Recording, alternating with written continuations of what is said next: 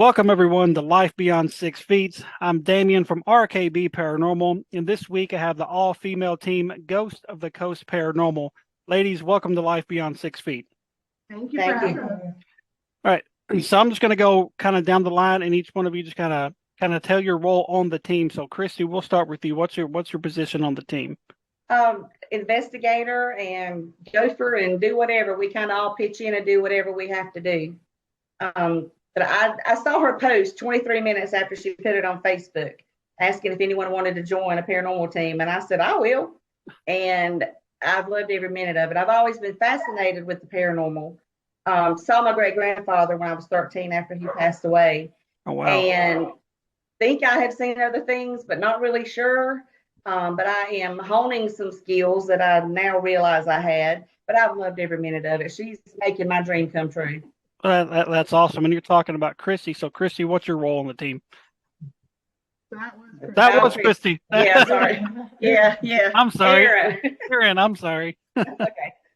So I am the founder of Ghost of the Coast Paranormal, and it's always been a part of my bucket list to participate in paranormal investigations. And so literally one night I was laying in bed and I said, you know what, I'm going to do this. And came up with the name right there, put it out on Facebook, and the rest is history. Well, that's awesome. That's definitely a good way to meet people with common interest. So, Chris, what about you? Well, I am also an investigator on the team. I'm also a minister with Universal Life Church. So I make Okay. sure everybody is protected when we're out there, especially Okay. when we're out, but especially when we're leaving a location. Mhm. I make sure that everyone is saged. And I say a little prayer and make sure that nothing attaches to us or follows us out of any location. I've seen spirits since I was a little girl. I actually host a ghost and history tour out Oh, in wow. Merle's Inlet, South Carolina area. And I'm an author of 3 different books regarding the local lore and legends of the South Strand area. Oh, wow. Well, that's pretty awesome. So Deborah, what about you? What's your role on the team? I'm an investigator and a gopher and a do this and a do that goer. Now, when did you kind of get interested in the paranormal? I've always known something was just a little different or special with me since I was a child. But my first real experience, I was 11 years old when my great grandfather had passed away and came and visited me one night when I was sleeping in the bed he died in. Oh, wow. Just had a seat there at the foot of the bed and I could see where he was sitting, but I couldn't see him. Oh, goodness. But I later learned that my talents are family owned. Right. They're passed from generation to generation. And as much digging as I could do, I am the 5th generation Oh, wow. being a sensitive. That's pretty amazing. And so, last but not least, I'm probably going to mess your name up. Linnea? Linnea. There we go. So, what's your role in the team? So I believe I'm the actual first official member on the team outside of Erin, and I'm kind of her left hand. I'm also Chris's counterpart. She kind of closes us out at the end of the night, and I kind of start us off. I'm a Reiki master. Oh, wow. So before our investigations, I actually do a little Reiki to kind of open third eye on everybody and just kind of make sure that we have the best possible experience, and also do a little protection over us prior to going in. I've had some experiences growing up, and I have the family who didn't tell me there was no such thing as ghosts. We had family houses that were haunted and, just different things going on. So it was actually encouraged in my family. Well, that's awesome. That's unlike most people that I've talked to on this show. Most people come from an ultra religious home and they're just not allowed to talk about this kind of stuff. So you kind of had the opposite start. So Aaron, how did you kind of come up with the name Ghost of the Coast Paranormal? Where did that stem from? Well, I mean, we're right on the coast. We're in Myrtle Beach. Mhm. So, and there's so much here in Conway specifically, which is about maybe 20 minutes from Myrtle Beach. There's a ton of history, dating back to the 1700s. Oh, wow. And I was literally just playing around with a name. I was like, okay, what can be a good name? And I'm literally just playing around with it, and then it clicked. Goes to the Coast Paranormal, uh, and I was like, and I repeated it maybe 5 times, and then I was like, oh yeah, no, this is good. This sticks. It rolls, and so that's really where it came from. There's just based off the history of the area and being the location, Right. being right at the beach.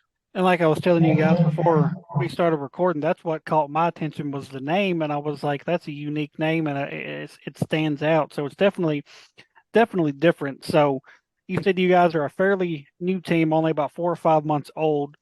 So what was your very first official investigation once you got your team put together?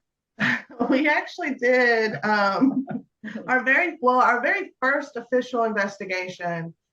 First time we got together, most of us anyway, was we had actually gone down. The first time we met was like a week after everybody joined, and we actually went down to Chris's tour and took her tour and did a mini investigation there.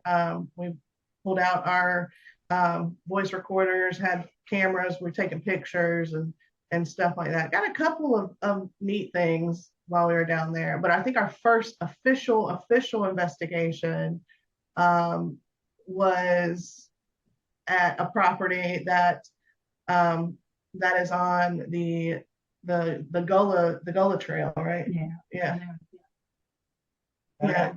And that was our first investigation as a team, and it was an overnight investigation. And I mean, we got a couple of quite a few really good pieces there. But and then we went right after that. We had another private residence location. So I think those were our first two official investigations as a team. All right. So in these 5 months, how many investigations would you say you've got under the wraps so far? Well, we've since day one, really, not to toot our horns or anything, but we've been booked out just about every weekend Oh wow. since November 9th. Yeah. Now was that just with like personal residences, or do you guys do like commercial properties too? We've actually done I think with any investigation team, you go in and you're like, oh, we can do private residences. You don't really think about businesses, but we've been picking up a lot of businesses, a lot of historical buildings. Some municipalities have contacted us, and so I mean, it's taken that turn from private residence to more of commercial. Yeah. Okay. So before this team actually formed, did any of you 5 ladies actually investigate before any of this? Yes, I have. So you're the only one that investigated beforehand. So everybody else is kind of a rookie. So yeah, and I've only done growing up. Like I said, I've always been into the paranormal. So growing up, I was, I would have the apps on my phone and I'd pull them out and be like, oh, is there anybody here? Not really thinking anything of it. And then as I got older and got more into it, I got more into the respect side of things. And so I had only done one like true investigation where you have all the equipment and stuff like that, right. Prior to forming this team. And so that was the only one that I had. And so it just yeah, and we've been busy ever since day one. All right. So to the other 4 of you that hadn't done this before, we'll just kind of go down the line. How did your first investigation go? Like how was your experience with that first investigation? Oh, I loved it. I've loved every investigation. They pick on me because I get excited.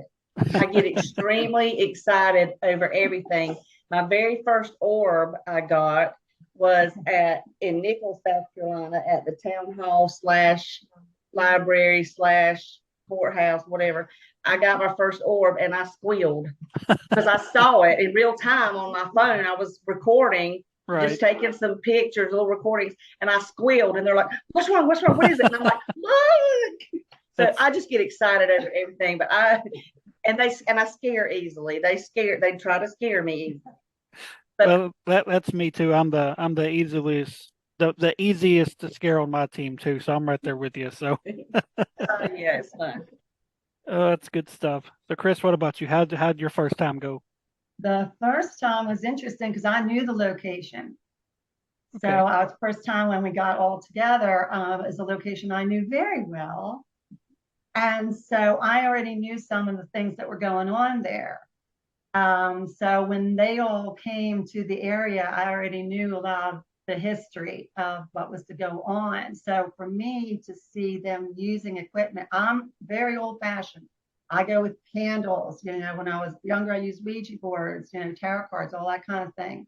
But when they came in with all the equipment, that's what I was like, wow, these ladies really know their stuff because they are equipment and they were teaching me and they were still teaching me about the different equipment. So it was very interesting because I knew what was going to happen, hopefully, because I knew the location and I wanted to see what they would pick up.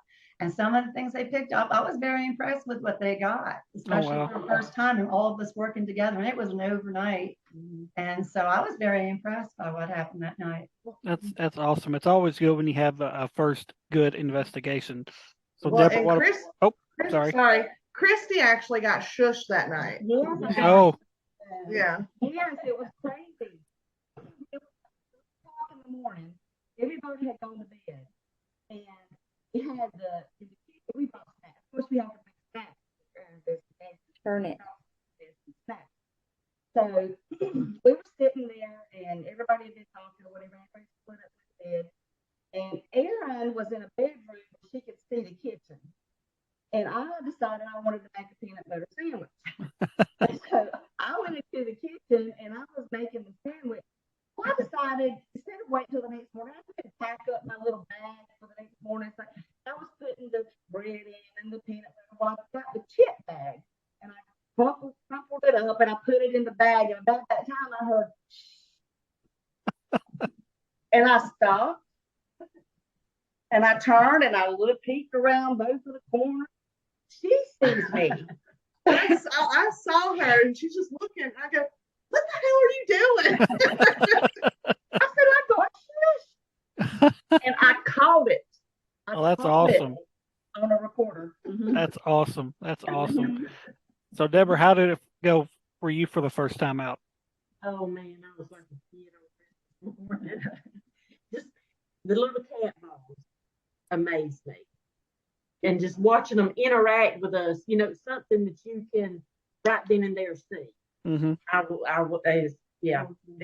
It was awesome. And the motion lights, you know, see them interact with the motion lights and cut them off and on. And, Right.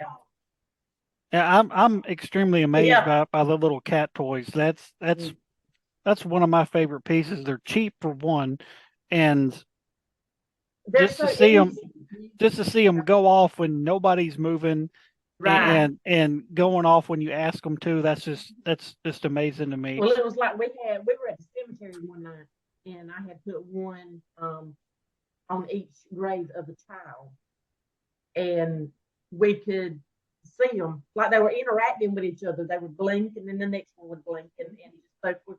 And it was cool to be able to watch it. They are. It is pretty neat. So. Sorry, go ahead. I was gonna say no other location within that cemetery the motion light. Just those three. And That's.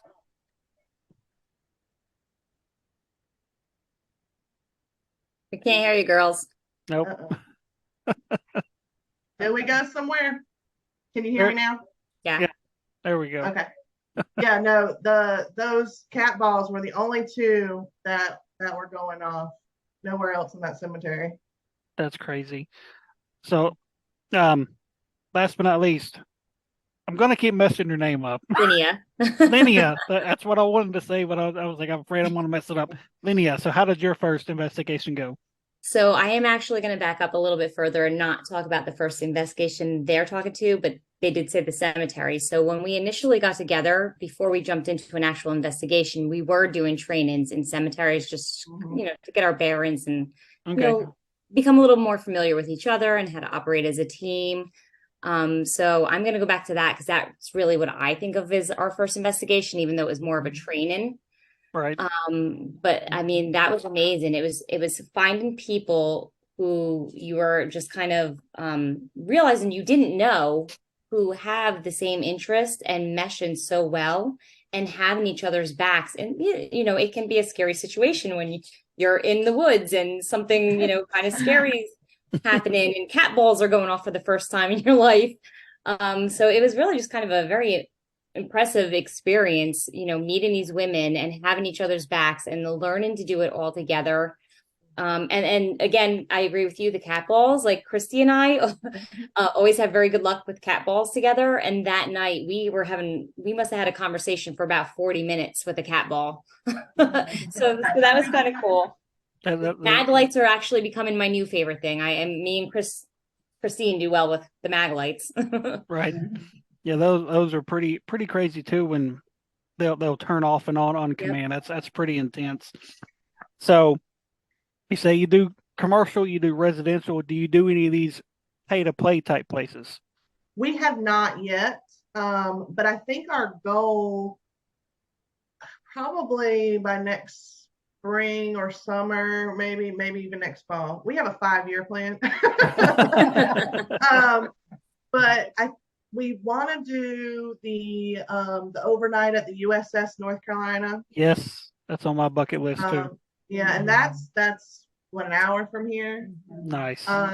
We have talked about, although it was very briefly, but going to the Old South Pittsburgh. Mm-hmm.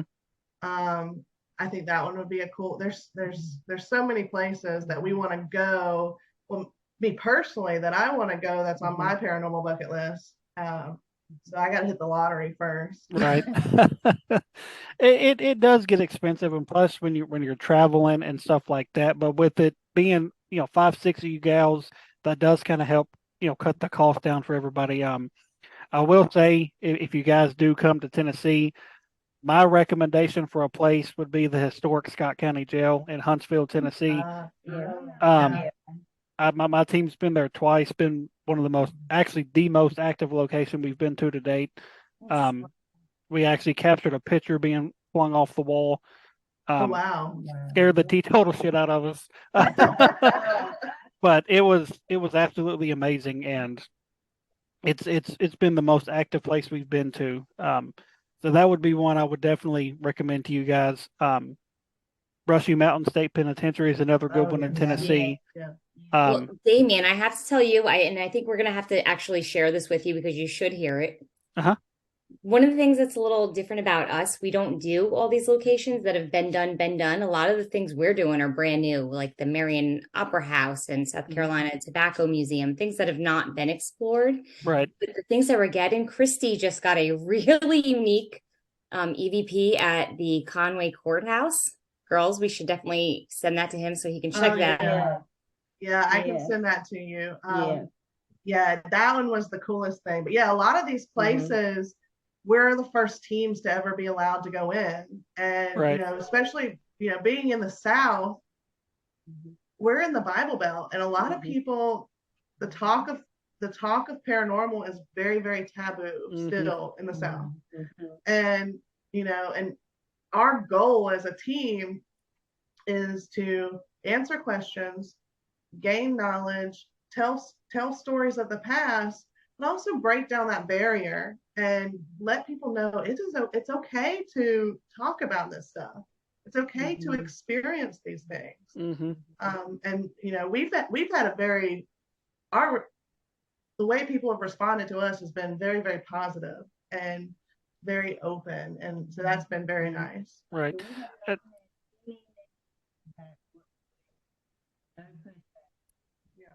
Can't hear you, Christy. Can you hear me now? Yep. Yeah, we're AT&T. We've had no negative feedback whatsoever, no pushback. I mean, we've been welcomed so far. It's great. That's awesome. That's kind of what I ran into in my hometown. A lot of the businesses in the downtown area where I grew up, people know the places are haunted, but nobody wants to talk about it. And you try to bring it up, they're like, I don't know what you're talking about. we've been able to investigate 3 of the businesses down there. They were open to it and they were like, yeah, come on in. So we're kind of hoping we can kind of be like, hey, these guys let us in. Why don't you let us in?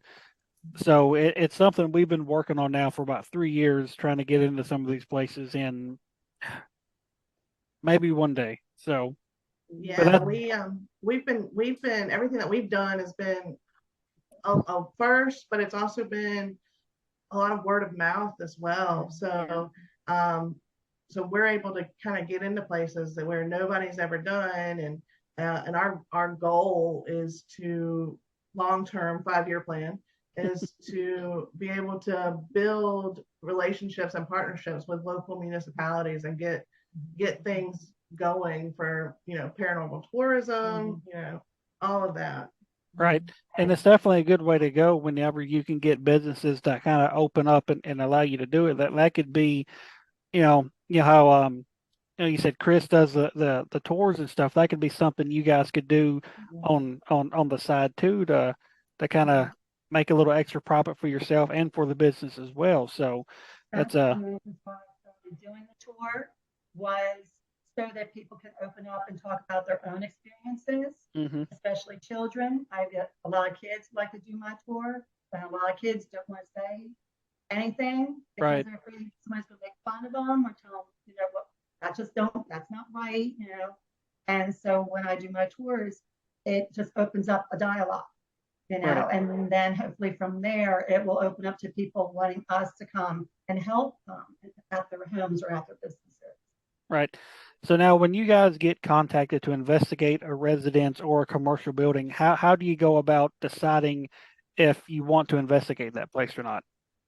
Well, right now, because we're so new, we're going to take uh, that investigation, just for experience, even Mhm. just to you know learn our equipment further. So as of right now, we're going to take that. Um, but I've always said, we don't deal with dark stuff. We Right, don't want to. That's not the purpose of what we're doing.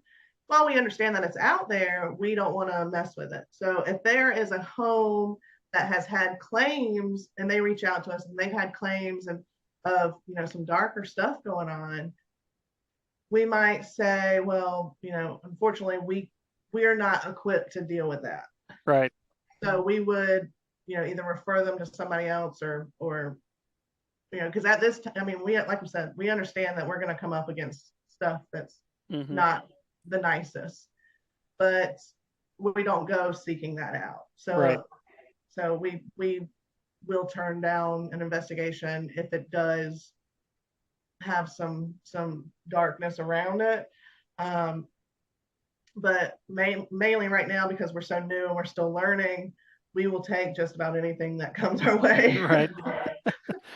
And the darkness type stuff, that's kind of the one of the main reasons my team doesn't do personal residences, because every message we've received from people about, hey, can you come check this out, it's stuff that's just like so out there. And I'm not saying that it's not happening, but like what they're telling me, I'm like, I was like, all I do is document. I don't know really how to handle stuff being thrown across the room, or people being Right. attacked, stuff like that. I'm like, so you may want to contact this person or this church, or somebody that's a little bit Right. more equipped to handle that. So Okay. what is each one of yours favorite piece of equipment whenever you're doing an investigation?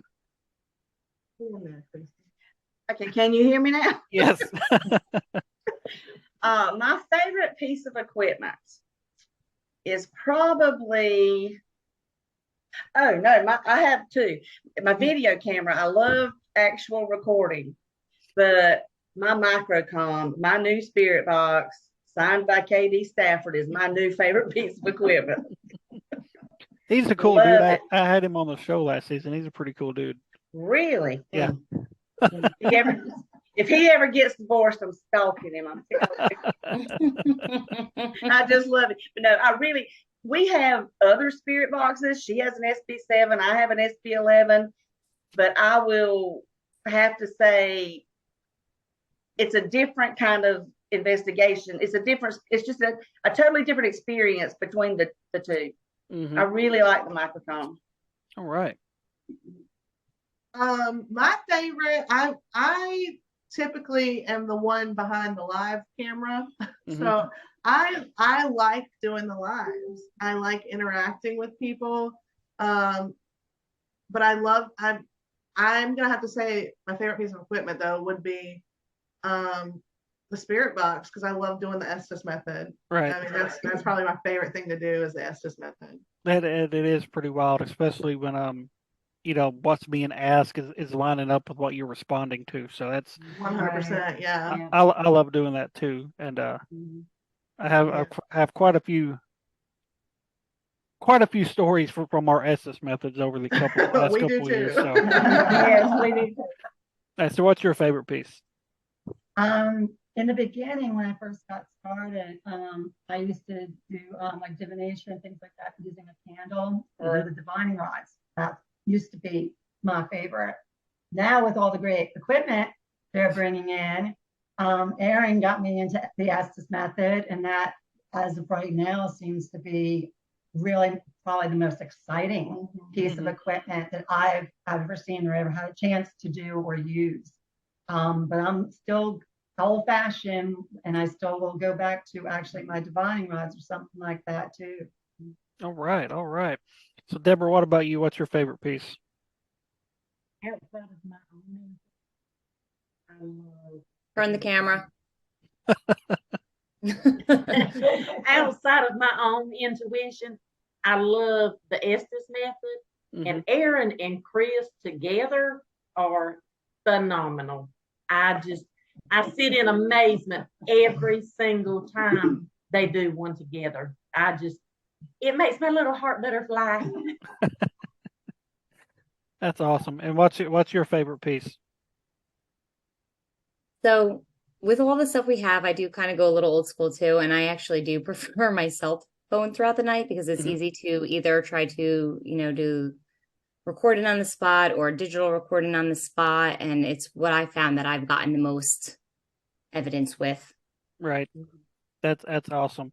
And you keep saying you have some really cool experiences with the SS method. I'm going to tell you one of our probably craziest experiences during the SS method. It was just three of us this one night. We was at the Hotel Metropolitan in Paducah, Kentucky. I'm sitting in the middle of the hallway, and my wife and our other teammates are probably a good 10 feet behind me, and we're going through it. And at one point, I feel something kind of caress my left arm, and I call out. I was like, something's touching my arm. And probably 10 seconds after that, that same arm, it feels like somebody's poking me in the arm. Like they poked me 4 or 5 times. And I'm like, something's poking me in the arm. And like that whole side of my body got just like freezing cold. And probably about a minute and a half later, you can hear our one teammate, he says, are you Pop? And then I come out and say, well, I'm just trying. And then you hear my wife say, who's Pop? And then right at the camera, you hear somebody that's not there say, that's not my name. Wow. And that was captured on our video camera. And of course, my dumbass forgot to turn the IR light on the camera. So I was so upset because I was like, man, what if we actually would have captured whatever was touching me on the arm? Because like I was right beside a room. So like something inside that room was touching me, and I was so disappointed that I didn't have the light on. But then when I heard the voice, I was like, well, that's way better.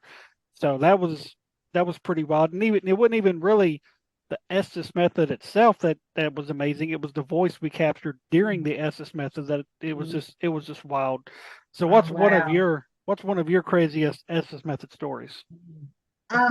So for me, there's a couple of them. So I also got touched when we went and did a city hall here in Conway. And and I had like a small handprint on my back, but yeah.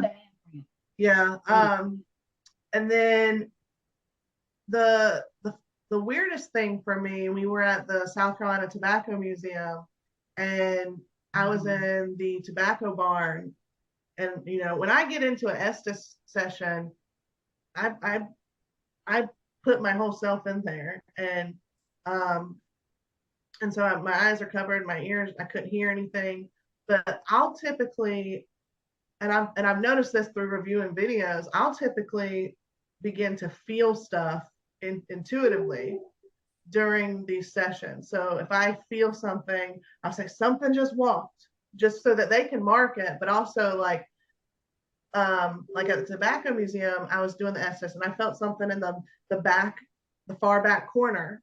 And I was like, and I kept looking over there at whoever was standing there. And then I think toward the end of that session, maybe 4 minutes or so, I was looking straight up into the rafters as spirit was coming through the spirit box. And when we got done, I think Linnea had asked me, what were you looking at? I was like, there was eyes everywhere. I could feel the eyes on me just looking down. And so that was probably the craziest. But as far as responses go, I probably the one from last weekend. Oh my God. So we went to an old morgue, a retired morgue. Nice. And we went last weekend, and I was doing an Estes session in the morgue, and I was standing up leaning against a table, and I got my rear pinched. and of course I yelled it out. I said, somebody just touched my butt. And through the spirit box comes a voice that says, oh, that's just Michael. And they said, that's just Michael, he's a horn dog. And then Oh, wow. and then afterwards, everybody, like all the spirits in that area were like, go away, Michael, go away, get out of here, go away. Like you could just hear them in the spirit box telling him to go away. Yeah, that's pretty amazing. To have that happen and then that kind of response, that's pretty cool stuff. Yeah. So any other wild Estes stories anybody wants to talk about?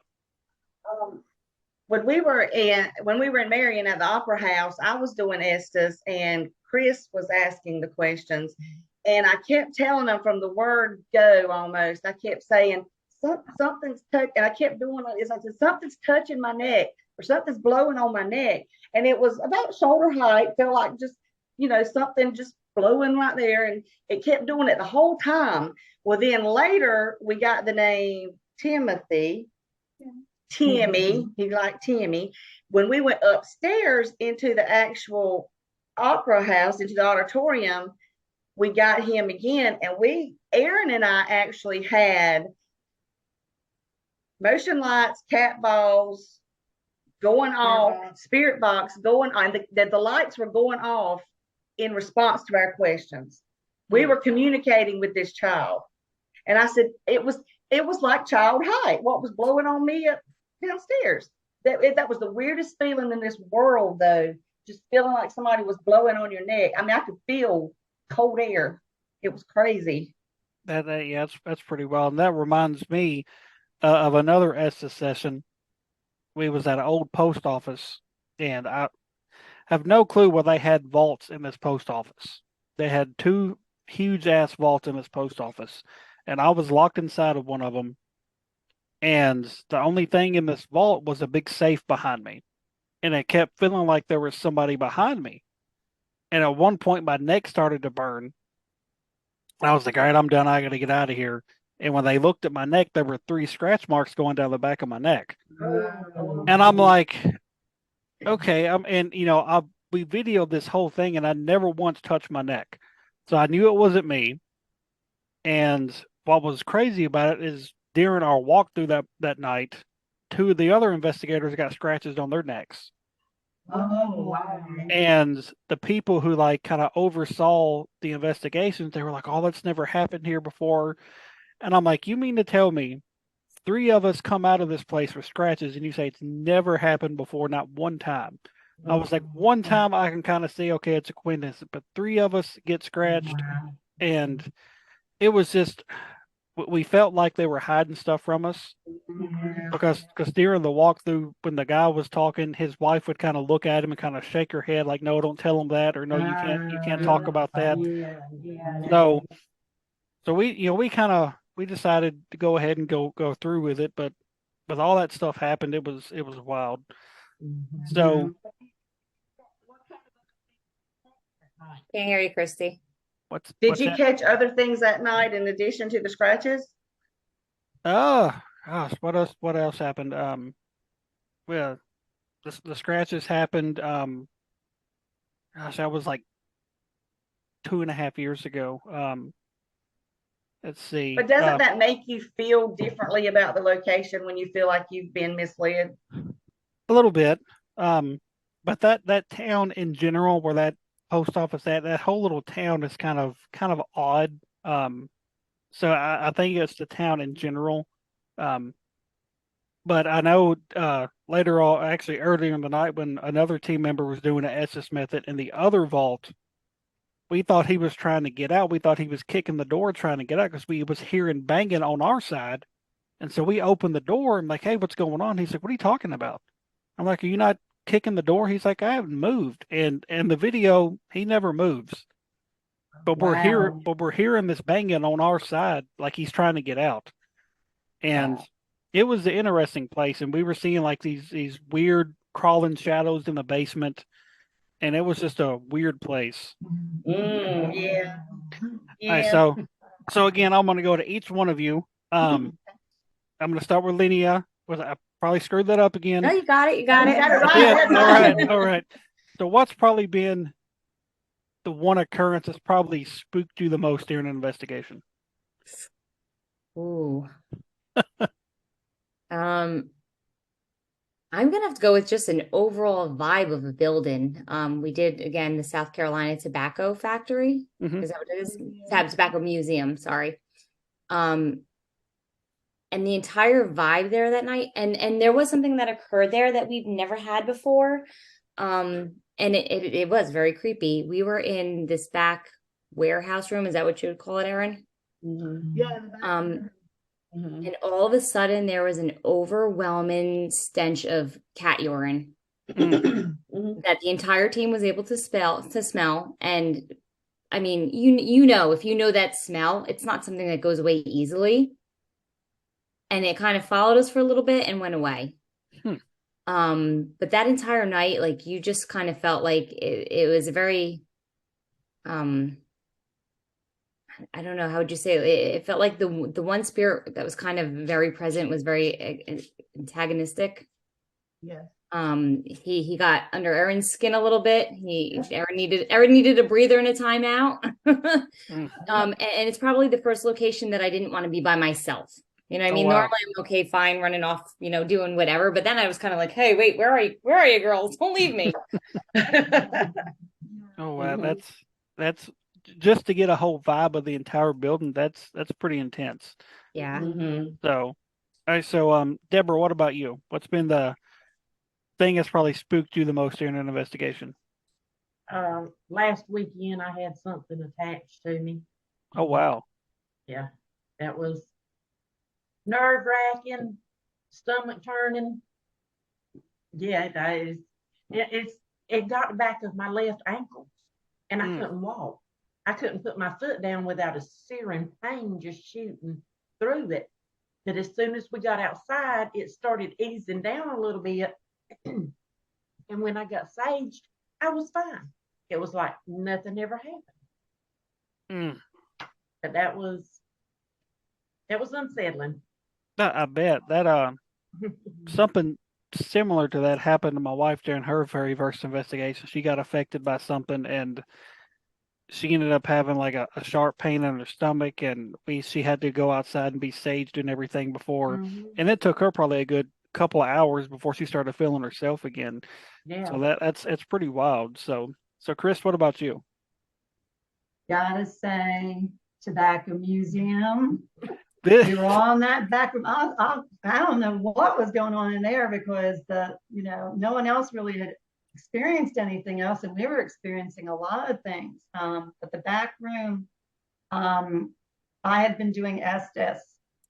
And when I went to get up, and there were a majority of us in this huge back warehouse room, I got touched right back here, like in my kidney area, really severe. And it wasn't just me. There had been a couple others that got touched, and it was at the same time. Oh, wow. Same spot at the same time. And I mean, I almost went down because the pain just, it threw me off guard. And I think I'm to myself, okay, this isn't one of those pains that I'm used to at my age. You know, it ain't one of those. Right. It is, it was a severe pain and it nearly took me out. And I literally, we had to leave the room, and then we had to call upon Linnea, and Linnea is the Reiki master, and I had to call upon her to help me, get through that, because it was just so severe and so sudden. And that scared me, because when I go into a place, before I go, I always meditate. And I always say, you cannot touch me. You do not have permission. And when that happened, I thought, whoops, maybe I didn't pray hard enough. I don't know. Now, what is the history behind this tobacco museum? Because it seems like that's been like your guys' most active place you've been to, just from what you've been telling me. Like, what's kind of the history of this place? Yeah, so it's actually an old train depot. So the town that it's in is in Mullins, South Carolina, and it's a beautiful museum. If you're ever down this way, definitely go check it out. But it's in an old train depot, and Mullins, South Carolina is South Carolina capital, or the Golden Leaf. Yeah, the Golden Leaf capital of South Carolina. And so a huge tobacco industry, dating back, plantation towns. So this museum has tons of artifacts, and it's all about tobacco, from the growth to harvesting. Different tools are in there. There's a shovel in there from like the 1700s. Oh, wow. So and then on top of that, it was a train depot. It was used as a train depot back in the day. So not to mention that the land in general in South Carolina has such historical. I was going to say there could be many components as kind of combining there to make it as active as it is. So, all right. So, Erin, what's been your probably spookiest moment? So a tobacco museum as well. As Linnea said, I had something affect my emotions, but no, what I will tell you is we typically investigate, like, I don't think I've ever seen anybody investigate the way we do.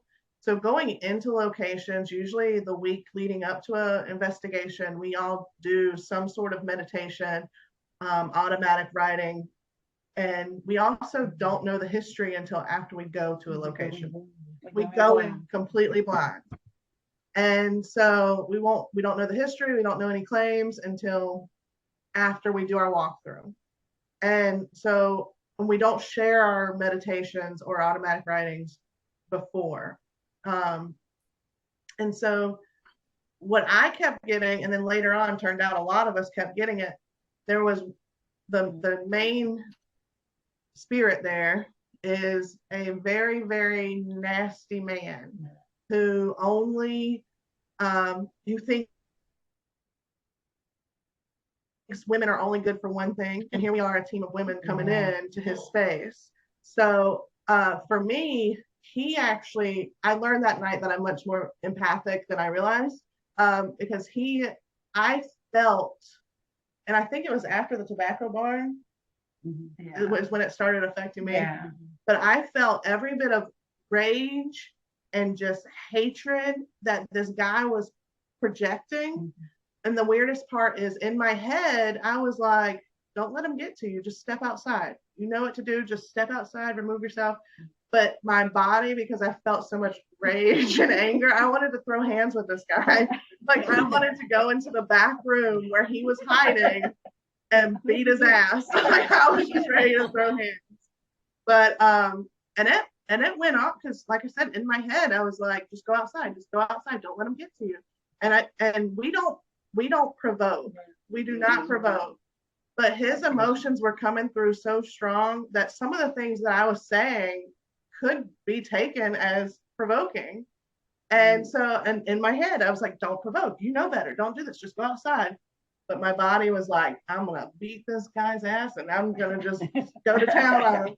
Finally, I got outside and was saged and had some Reiki and I was good. But before that, I had stepped outside and I was pacing. That's crazy. That's crazy. So, Christy, is it the same place? Well, I haven't experienced there yet. That was the only place that I had ever been affected physically. Mm-hmm. Yeah. I wasn't feeling well before I got there. I have multiple sclerosis Mm. and rheumatoid arthritis and several other things. But anyway, sometimes with my MS, if I don't feel good, I just don't have a lot of energy. Right. So I wasn't feeling quite right before I got there. So I'd taken a nap. I felt better. When I got there, I hadn't been there 5 minutes. No. And I had a flare up with my MS. Mm. And it was just like snapping your fingers. And Linnea and Chris worked on me. And I finally, after they did their thing, I didn't have any energy at all then. I went and slept in my car for an hour and a half. Wow. And and they saged me before I came back in. And the minute I stepped in the door, I said out loud, you do not have permission to touch me. You cannot bother me. You know, all that good thing. And I felt fine the rest of the night. But it didn't. Yeah, I was the only one that felt fine the rest of the night. But that didn't scare me because I have MS and I know how that feels. And I know what to do now. If I'm not feeling well, I know not to put myself in that situation. Last weekend is the most scared I have been. We were leaving the upstairs where a doctor's office used to be, and it's down some you have to go down some rickety steps to get out. As we were gathering up our things at the end of the night, we were walking down from upstairs. Chris and I kept hearing this tapping noise, and I did not catch it on my video camera or my tape recorder, but we heard it. And I think we're the only ones that heard it. And we heard it on 2 different occasions. Well, as we were leaving, we were walking away and we heard the tapping and we turned around and went back. And we couldn't figure out what it was. So anyway, we were heading all out for the night. She goes down first and I was the last one to come down. Well, of course, it's pitch black behind me. So that makes you feel weird anyway.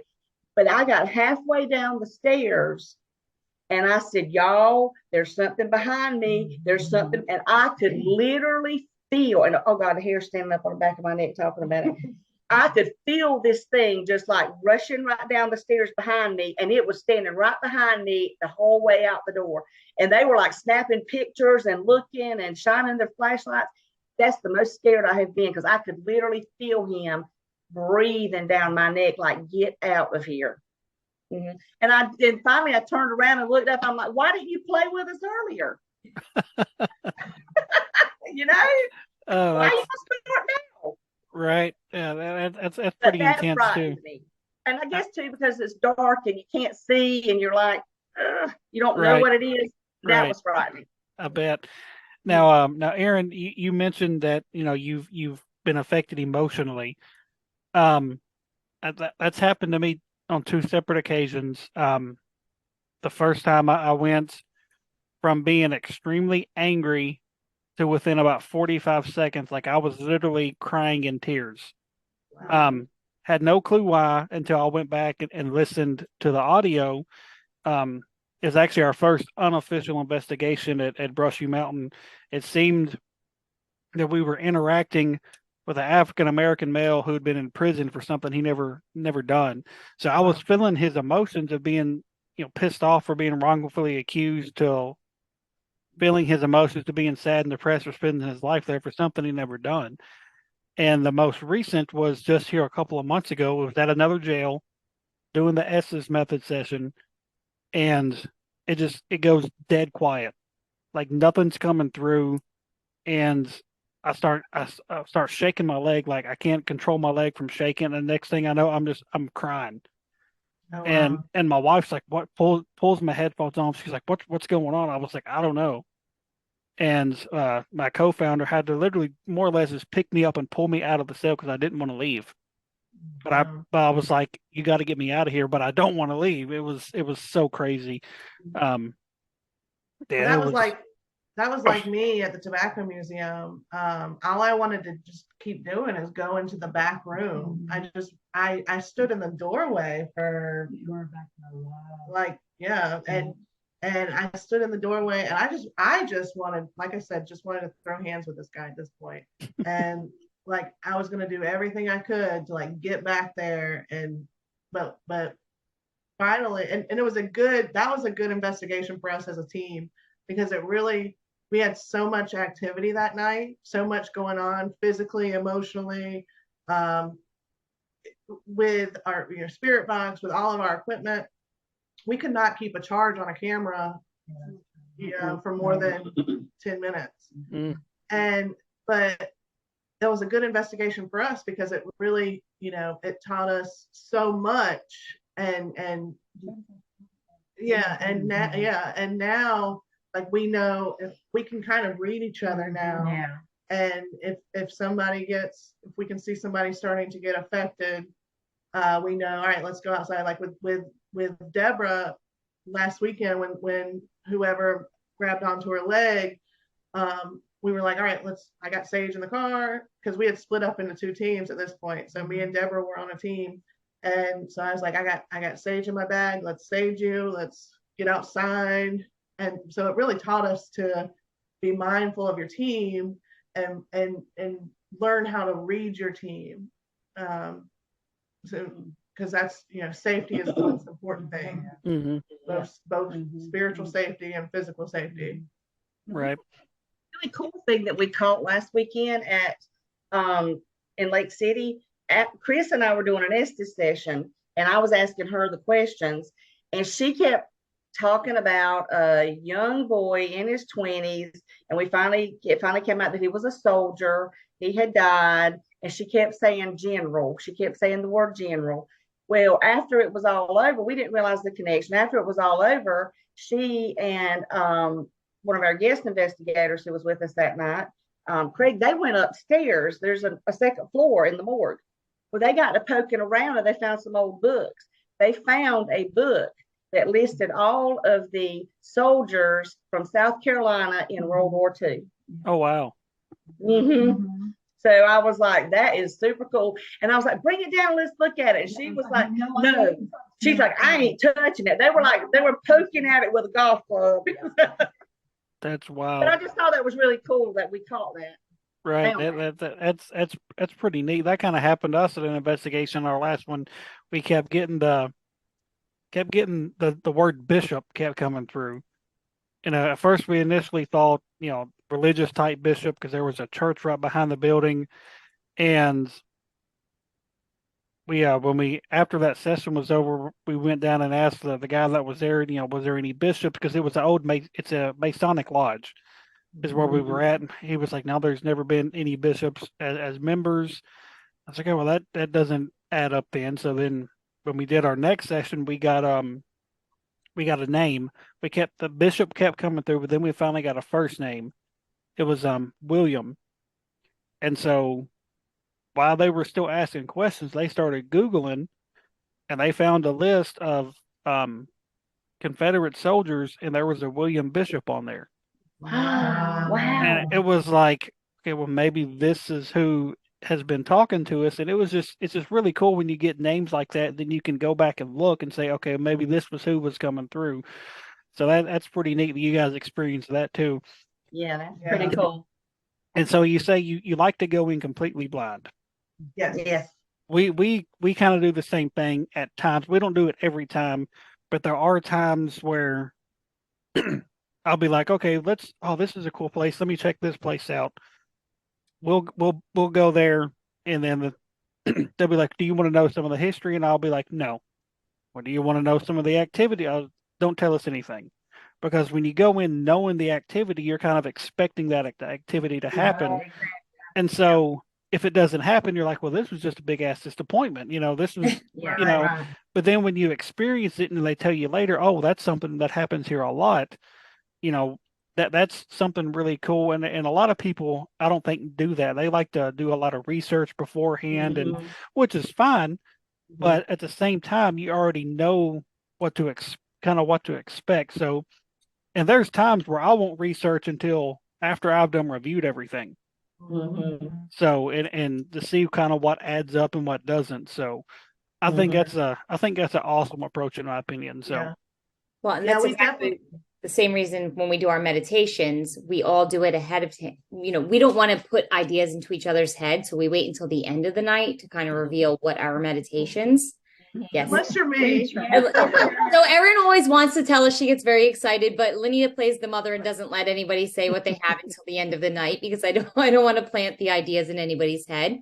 But it's always so cool at the end of the night when we're like, hey, would like, so Christy heard Timothy. Well, Linnea has Timothy written down. You know what I mean? So it's kind of cool Right. when other people are picking up stuff that you had written down right. and they don't know, Yeah, that is pretty cool.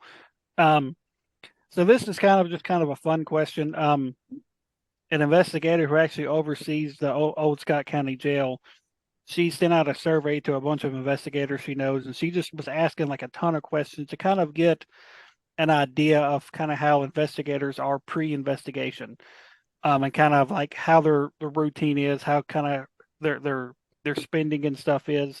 One of her questions was, "What is like your go-to snacks before and during an investigation?" Donuts.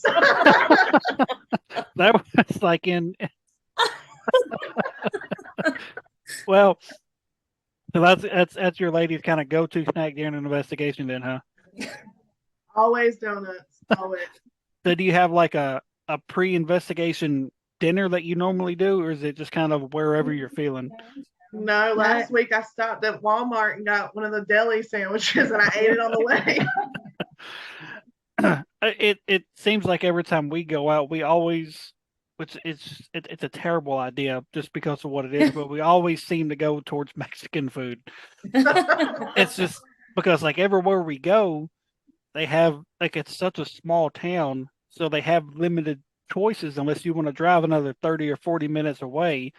So it's always seemed to be Mexican, but like for us, well for me, like during the night I'll snack on like beef jerky and energy drinks and stuff like that. Yeah. So but donuts, that's a different one. Kind of Donuts, Coca-Cola, waters.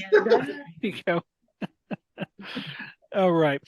So I know you guys say you don't really do the pay to play places, but there's got to be a top for each one of you that I've got to go to this place at some point. So to each one of you gals, what's like your top place for that? Mine, I have two. I want to go to the St. Augustine Lighthouse and the Winchester Mystery House. Those are two of my they're on my bucket list too. Mine, I want to go to Trans-Allegheny. That's my top one. Yes, and Waverly Hills. Yeah. Waverly Hills is amazing. Yeah, I can't wait to get there. I've been 3 times, and I experienced different stuff each time I've been, and it's just and it's so massive. Oh my gosh! Whenever you get to go, and I hope you get to experience that. I would recommend going on your own, just like as a team and some more friends, so you can have the whole building to yourself. The public ones are fine because it's so big and they're so spread out, but there's still that chance of contamination. So when you decide say that you want to go, gather up a few more of your friends and book that place just for you guys. That way you know for a fact you're capturing some good stuff.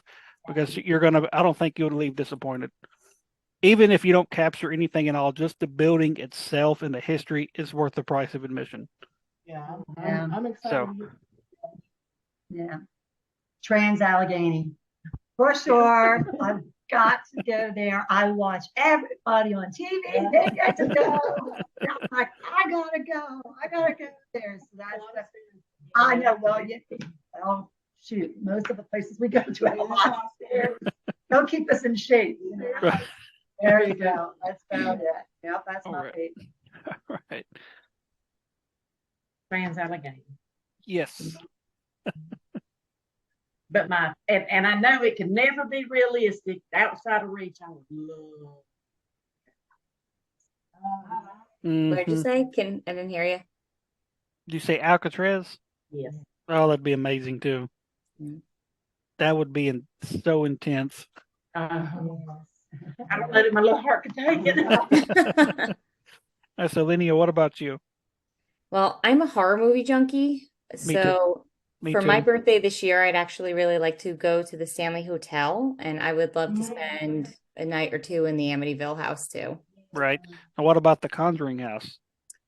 Um, I Yeah. they I'm shut me actually, down. No. me and my wife are actually right in the middle of a documentary about, and it's the stuff they've captured there in this documentary has been pretty insane so far. Yeah. So, and of course, the movies hypes it up a little bit, and they have to change stuff around, but I think it'd be intense. Yeah, Oh, for sure. Yeah. So, Yeah. It's definitely a little darker yeah, than what we're prepared to right. get So, into.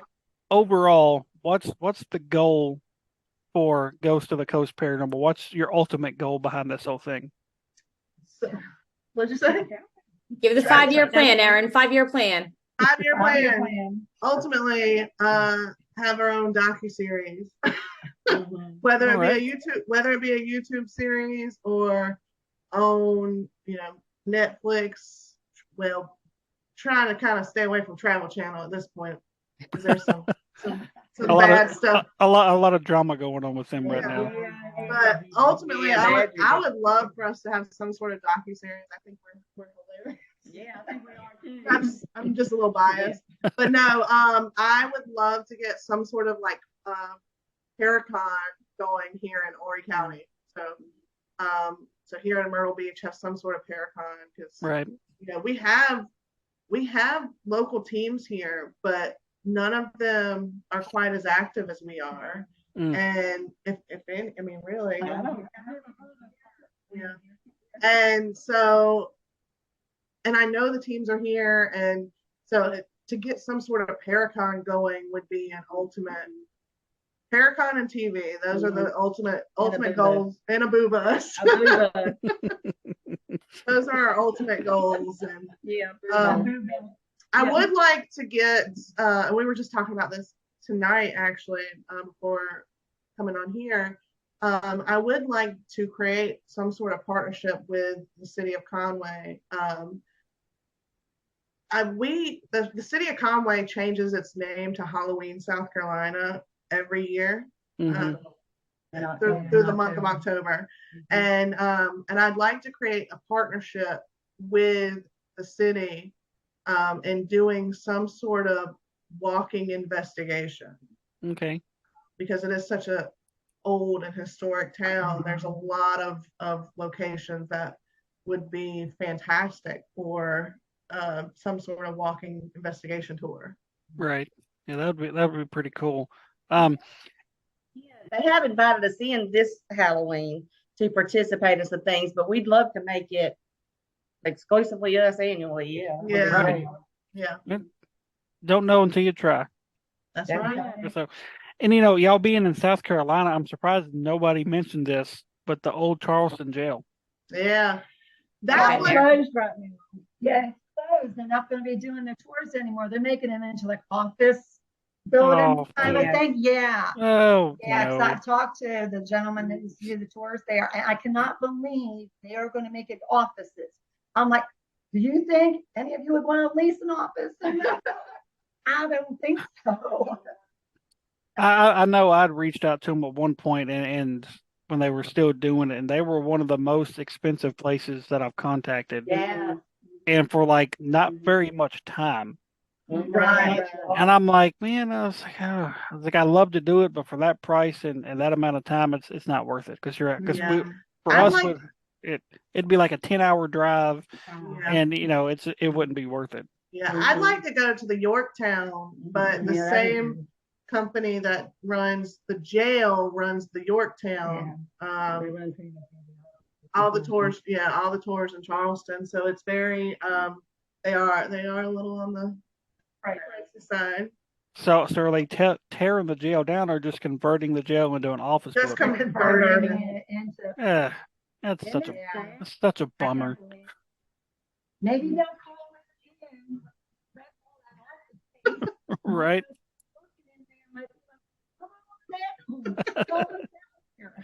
Right.